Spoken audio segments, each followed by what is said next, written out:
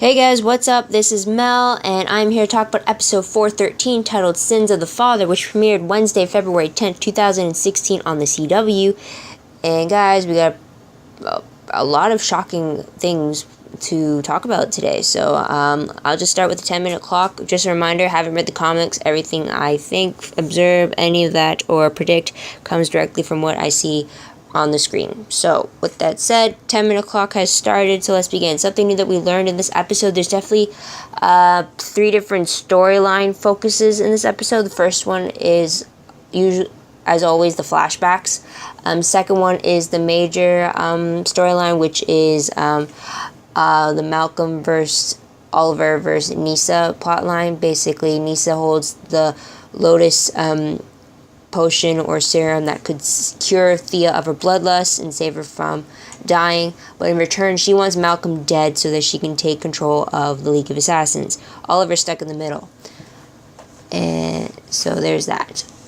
And with that, we do realize a few things in that storyline, and the fact is that Oliver and Nisa are still married in the eyes of the League of Assassins. Nisa often refers to Oliver as her husband or betrothed or whatever, but she always puts that title in there to kind of remind everyone of the fact that yes, they are still technically married in their crazy lives that they live. So as well, there's a fight for the title to be Ra's al Ghul again as well, which results in Oliver when Nisa and Malcolm fighting, but Oliver takes her place as her husband. So he fights on her behalf, which results in him basically taking Malcolm's hand, which holds the ring, and he gives the ring to Nisa, making her the new Ra's al Ghul, and Malcolm one hand short. And he's furious by this because apparently Oliver betrayed the plan that they had set that would have allowed Malcolm to get both the ring and the Lotus potion they needed for Thea. And after the news of Nisa disbanding the League of Assassins, we find out that Malcolm's form of revenge against Oliver is not death, but it's to go to Damien Darhk to tell him all about William, who we find out in this episode Malcolm knows all about the fact that William is Oliver's son. So that's pretty much the main storyline for this episode. The side storyline in the present day revolves around Felicity's father being back in town. And she already knew that he was a criminal, and the supposed story was that he left them so that he wouldn't get arrested. Even though he claims he did it so that they wouldn't have to live life on the run, and there's no way to living. And yeah, and she finds out that he's actually the calculator, only because he brought it up first, because he figured out that the only person who would be close enough to beat him at his own game would be his own daughter. And he looked into it, and he found out that she was Overwatch, and he actually uses her code name against her to bring it into the conversation between them.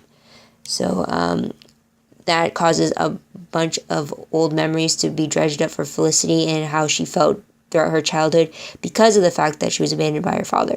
So you get to see all that back and forth, her wanting to trust him and that he's turned over a new leaf over the whole notion of people don't change, or that her mom was spouting off about as well. So we definitely got 2 conflicting sides to that argument. But in the end, she calls in Detective Lance to arrest her father, and pretty much ending ties with him at the moment. So there's that one. And out of all this craziness at the end of these two, you have Oliver proposing to Felicity that why wait to get married? Let's get married now. So it's looked like they bumped up the wedding planning for sure. Now, in regards to the flashbacks, we definitely see Diana reacting to the fact that Oliver killed her brother Vlad, and she takes it out by trying to make a deal with Ryder when she finds out that Oliver has this stone that Ryder wants. Doesn't go so well in her favor, but it leaves Ryder to the supposed X marks the spot that he's been looking for, and apparently they have to dig instead of the supposed heaven he's looking for being above. So there's that confusion right there as well. I still don't understand the depth of the flashbacks that were trying to connect to the present day, but I'll get into that later. So what is the most shocking moment of the episode? Has to be Oliver versus Malcolm. Not only in, well, pretty much in that rooftop fight. I wasn't expecting that, especially when they just made a truce with each other. Not a truce, Oliver told Malcolm that he will side with him against Nyssa to save Thea. So when he claims to take the spot of Nyssa during that whole battle, I thought that was part of the plan.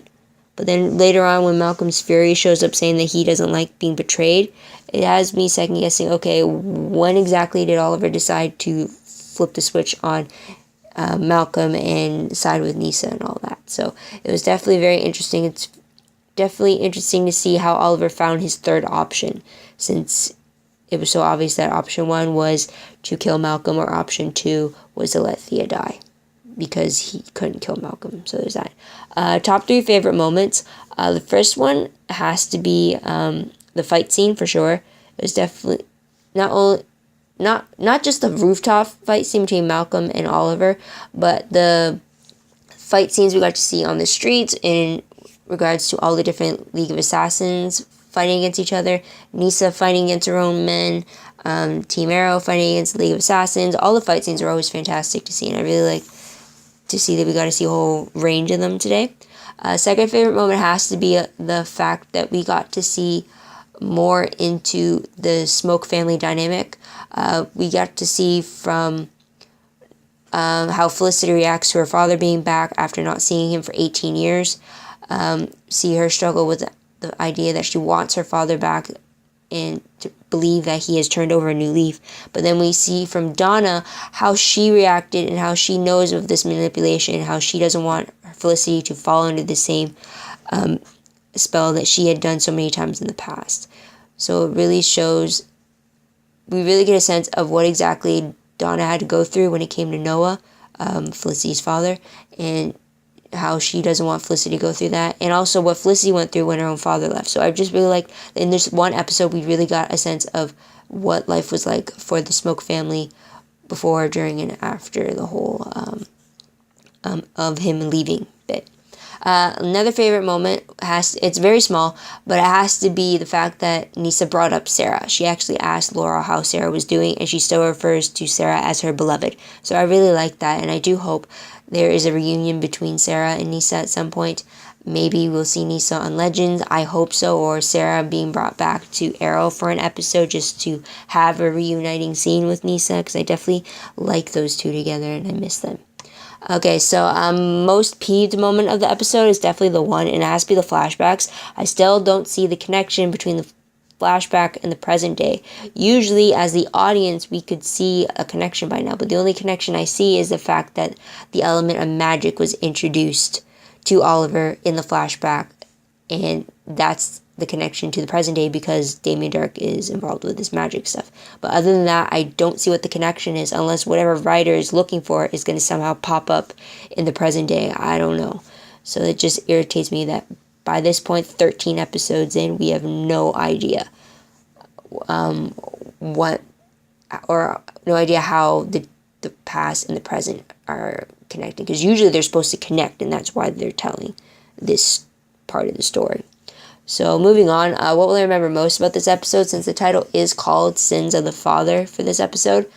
Big reminder would be the fact that we see the father-daughter issues between Malcolm and Thea, and Felicity and her father Noah. We can also deal with issues Oliver has with Thea's father, that's Malcolm, and all the trouble and pain he's caused all of them and stuff like that. So it's definitely a very dysfunctional father dynamic type of episode being explored.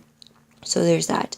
Random questions. So first one, after this episode, I now really believe that William, Oliver's son, is the one that's in that flash forward that's being buried.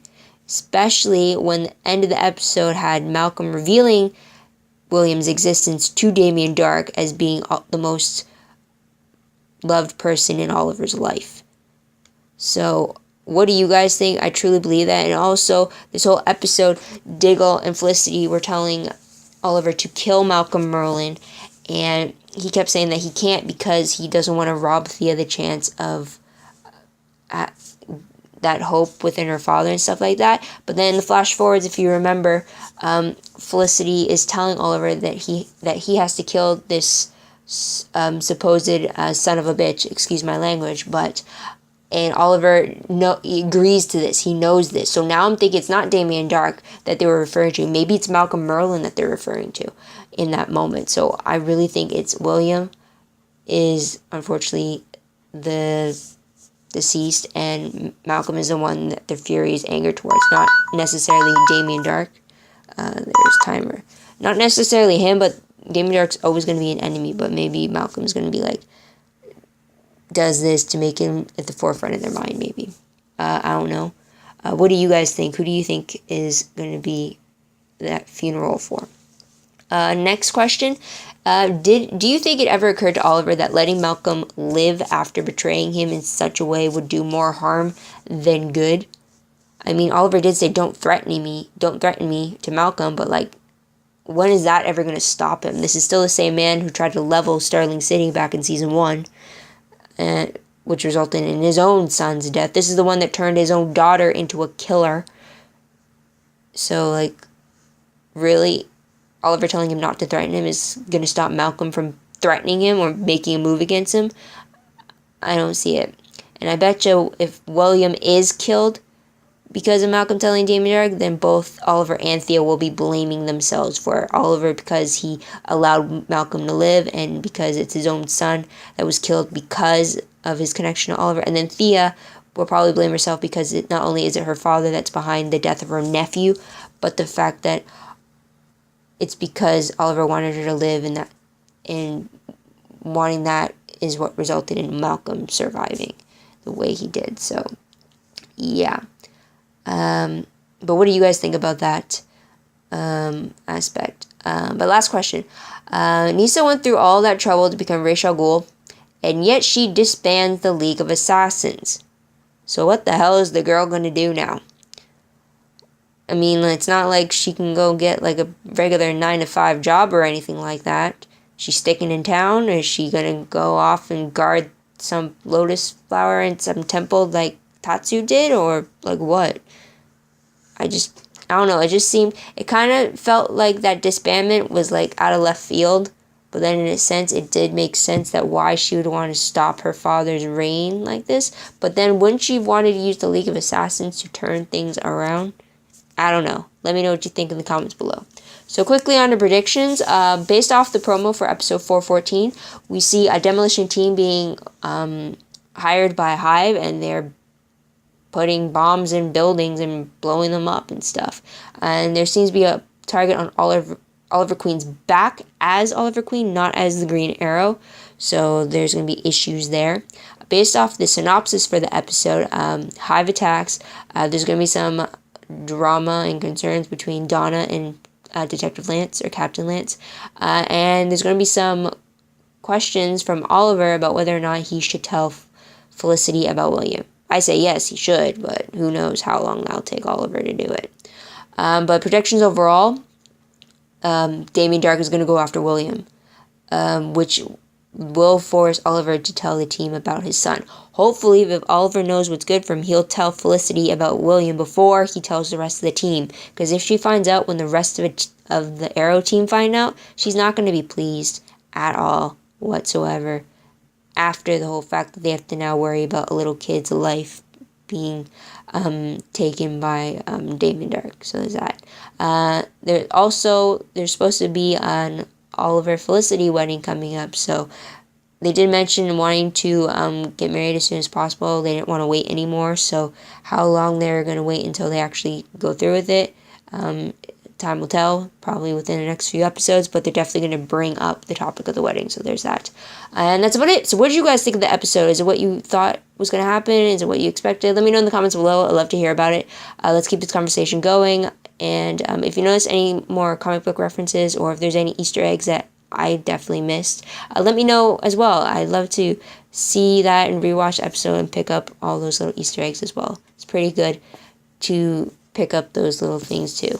Also, don't forget to like this video, subscribe to my channel, and check out my other videos if you haven't done so already. Also, check out my Tumblr page if you want any more reblogs of promos, sneak peeks, episode synopses, dialogues, quotes, GIFs, any of that. Tumblr link is down below, as organized as I could get it.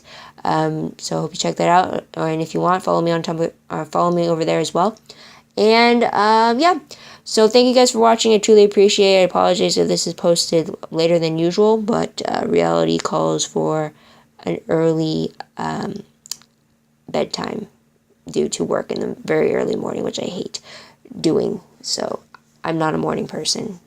I'll just leave it at that. But until next time, I hope you guys check out to see what I have to say for next week's episode. But until then, have a great day, great week, wherever you are. And until next time, this is Mel saying bye for now.